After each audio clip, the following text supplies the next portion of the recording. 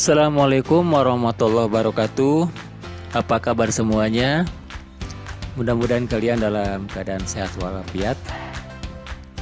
Ketemu lagi dengan Bapak di sini di video pembelajaran fisika. Kali ini kita akan melanjutkan praktikum virtual fisika dengan materi rangkaian paralel.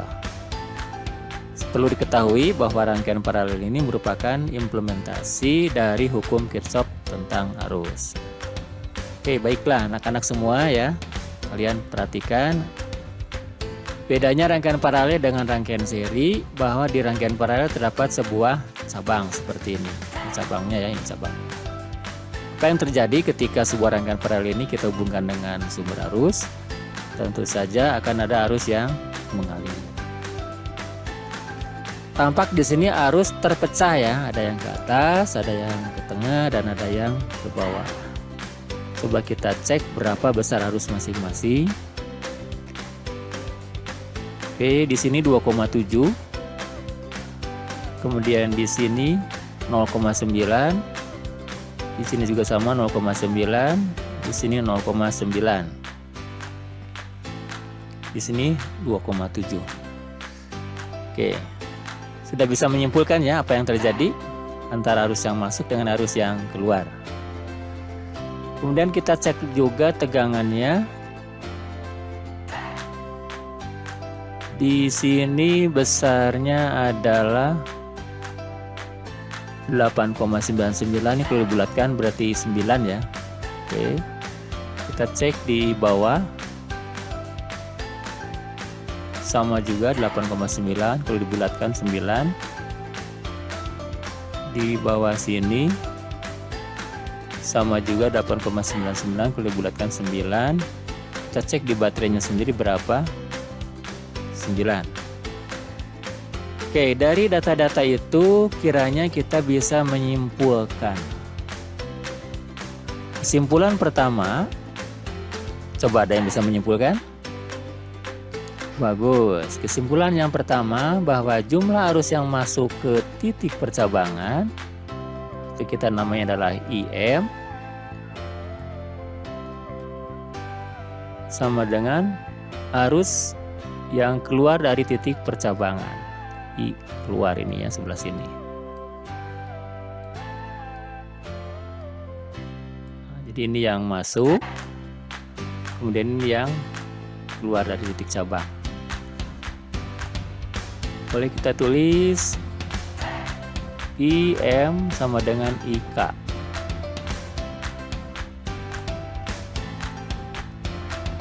Dengan IK ya.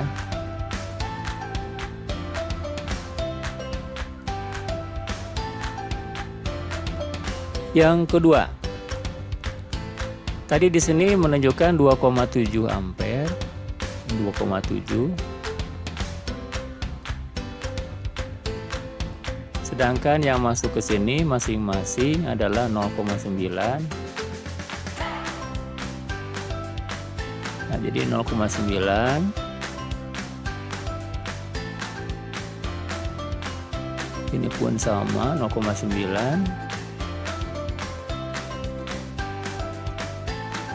Ini juga sama 0,9.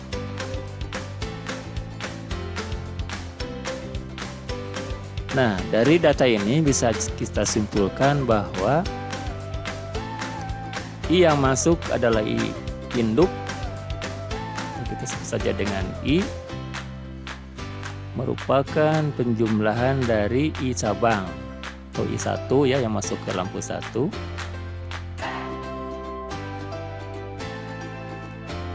Ditambah I2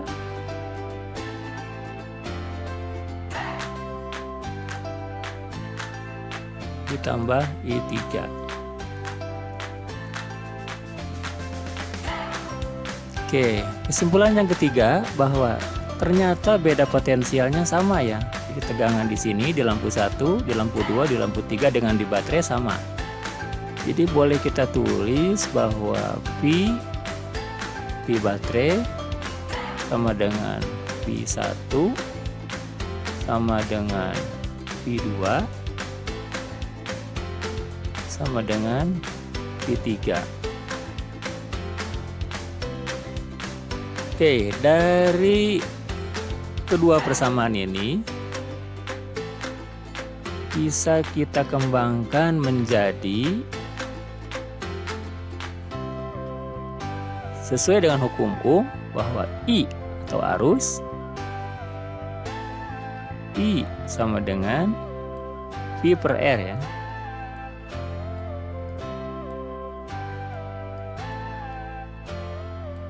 Sehingga I adalah V per R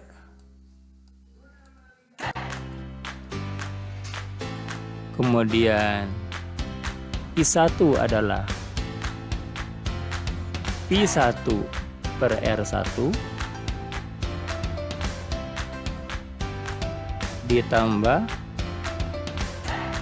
V2 per R2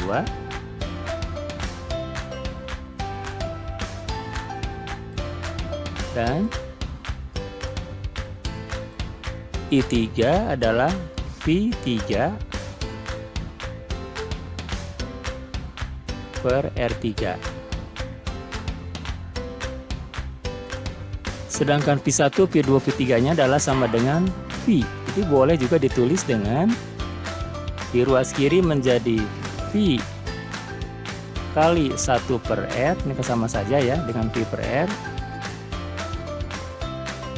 Di ruas kanannya karena V1, V2, V3 nya sama boleh dikeluarkan menjadi V juga. Mengapa jadi V? Tidak ada 1, 2, 3 nya karena V1, 2, 3 nya sama dengan V. Jadi boleh ditulis V kali dalam kurung 1 per R1 ditambah 1 per R2 ditambah 1 per R3. Oke, paham ya sampai sini ya?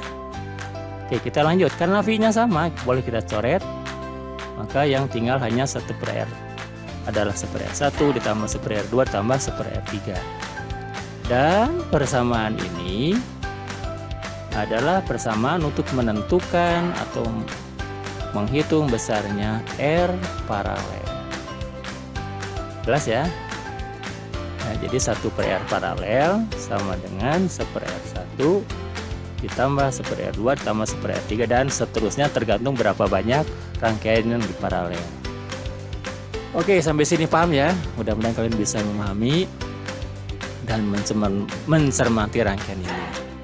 Demikianlah video kali ini yang bisa Bapak berikan. Mudah-mudahan kalian bisa mempraktekannya sendiri nanti di praktek mandiri. Nanti akan Bapak berikan soal untuk latihan mandirinya. Demikianlah, billahi taufiq wal hidayah. Assalamualaikum warahmatullahi wabarakatuh.